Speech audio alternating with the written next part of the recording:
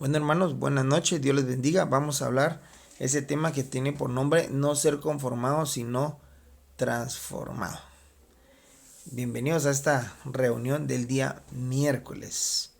Esta noche vamos a hablar sobre este tema para que nos demos cuenta de lo importante que es el ser transformado y que no nos conformemos a una medida, ¿verdad? Nuestra cita bíblica se va a basar en el libro de Romanos, así que prepare su Biblia. Romanos capítulo 12. Romanos capítulo 12, versículo 1. Romanos capítulo 12, versículo 1. Dice, en el nombre del Padre, del Hijo y del Espíritu Santo. Así que, hermanos, os ruego por las misericordias de Dios, que presentéis vuestros cuerpos en sacrificio vivo, santo, agradable a Dios, que es vuestro culto racional. Una vez más. Así que, hermanos, os ruego por la misericordia de Dios, que presentéis vuestros cuerpos en sacrificio vivo, santo, agradable a Dios, que es vuestro culto racional. Bueno, podemos decir inicialmente que esta es una carta de Pablo hacia la iglesia que está en Roma. Este lugar es, recuérdense, donde está el Imperio Romano. Esta iglesia está conformada por la mayor gente es gentil, o sea, quiere decir que no son judíos, son de la gente romana. A partir del versículo 12 hasta el final de su libro, es una carta que trata de las necesidades que tiene la iglesia. Por eso es que Pablo se dirige desde Romanos capítulo 12 en adelante. Si nos damos cuenta, esta carta inicia diciendo, así que hermanos, os ruego. Bueno, yo les he preparado algunas imágenes aquí. Pablo ruega a la iglesia. La primera dice que se acuerden de las misericordias de Dios. Bueno, realmente nosotros como cristianos muchas veces somos olvidadizos acerca de las bendiciones que Dios ha hecho sobre nuestras vidas. Nos preocupamos tanto en lo actual y se nos olvida que Dios nos ha rescatado de otras ocasiones, tanto que Pablo le tiene que recordar a la iglesia de Roma que se acuerde que Dios ha sido misericordioso. O sea, es una súplica de parte del líder hacia la iglesia que se acuerde que el Señor ha sido misericordioso con su pueblo. Dice, os ruego por la misericordia de Dios, que presentéis vuestros cuerpos en sacrificio vivo. En el inciso 2 dice que Pablo les ruega que presenten su vida al servicio de Dios. Pablo les ruega a la iglesia que presente su vida al servicio de Dios. Pablo está diciendo aquí que todo aquel que ha sido salvo por gracia, gracia significa un regalo de Dios. Hemos recibido la salvación de Dios sin merecerlo.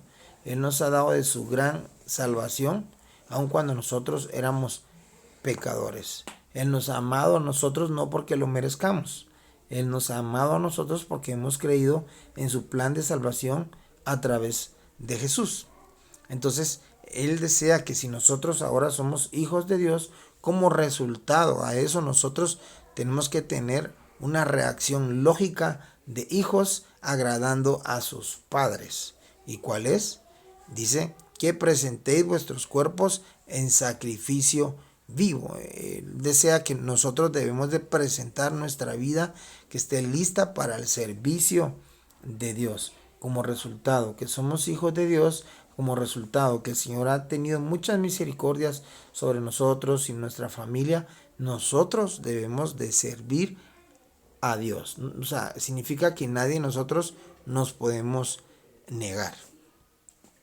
También en el mismo versículo dice que presentéis vuestros cuerpos en sacrificio vivo.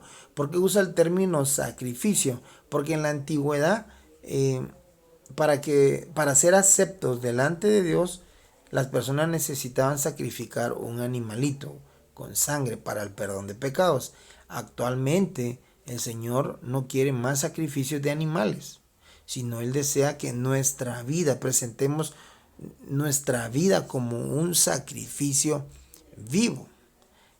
Esto significa que nuestra vida debe ser una ofrenda como un sacrificio a Dios. Toda nuestra vida debe de estar rodeada de obediencia hacia Dios. Significa que aquellas personas en la antigüedad hacían un sacrificio, pero interiormente ellos no cambiaban. Por ejemplo, decían, Dios me perdonará por este animalito. Mañana volvían a cometer el mismo pecado y sacrificaban otro animalito y el otro día y así sucesivamente.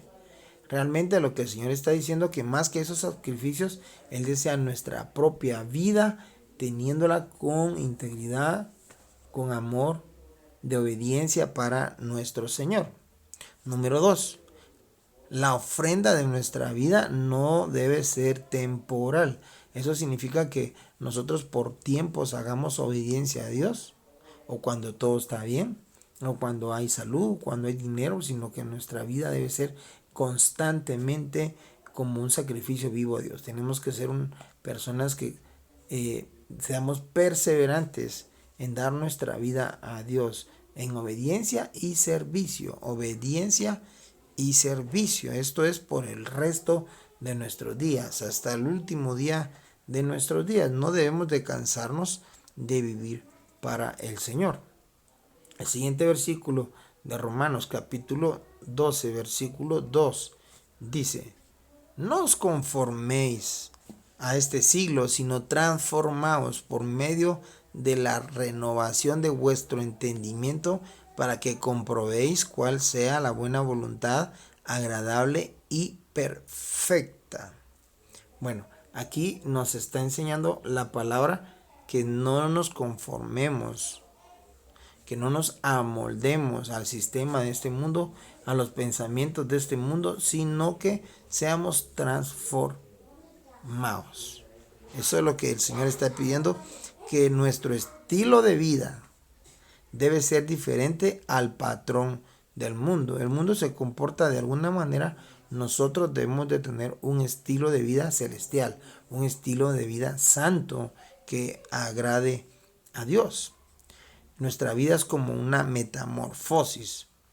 ¿Qué es una metamorfosis? Es algo que le ocurre a algunos insectos, algunos animales, en los cuales tienen un cambio en su ser integral hasta que llegan a ser maduros. Por ejemplo, la mariposa pasa de ser un insecto poco atractivo a ser otro que se admira por su belleza. La metamorfosis que usted y yo tenemos es que nuestra manera pasada de vivir no éramos atractivos a Dios, no era una vida digna de poder imitar, pero ahora hemos tenido una metamorfosis, o sea, un cambio a los ojos del Señor, y nuestra vida pues se convierte en una vida que es digna de poder imitar.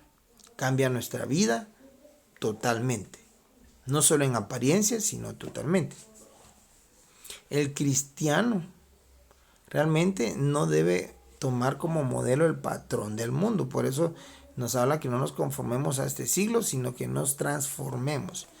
Debemos de buscar el parecernos a Cristo. Si buscamos el parecernos a Cristo, entonces nuestra vida realmente va a tener cambios seguros, cambios certeros, en los cuales nadie nos va a poder juzgar, porque una vida perfecta la tuvo Cristo. El Espíritu Santo nos ayudará a todos a producir esa nueva vida, esa nueva manera de pensar, de accionar que el Señor quiere en nuestro diario vivir.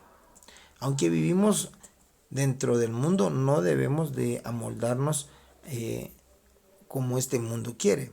Más bien debemos de ser distintos, porque somos el templo y morada del Espíritu Santo. No nos conformemos a la medida del mundo, porque si nos conformamos a la medida del mundo, buscando a Dios, entonces nadie verá en nosotros ejemplos para poder seguir. Pero si somos parecidos a Cristo, entonces la gente podrá imitarnos.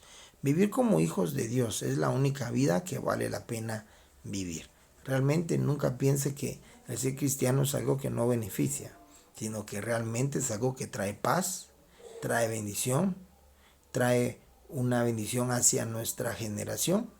Entonces vale la pena no amoldarse al mundo, sino tener esa metamorfosis, el siendo transformados por medio de nuestro entendimiento, o sea, por medio de esta palabra que estamos recibiendo.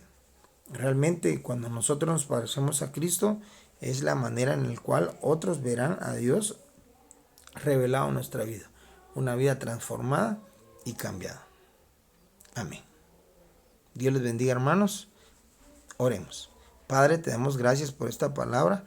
Te pedimos que haya hablado conforme a tu voluntad y que todos podamos recibirla. Esta es palabra tuya y por eso la hemos dado, porque hay necesidad en nuestras vidas.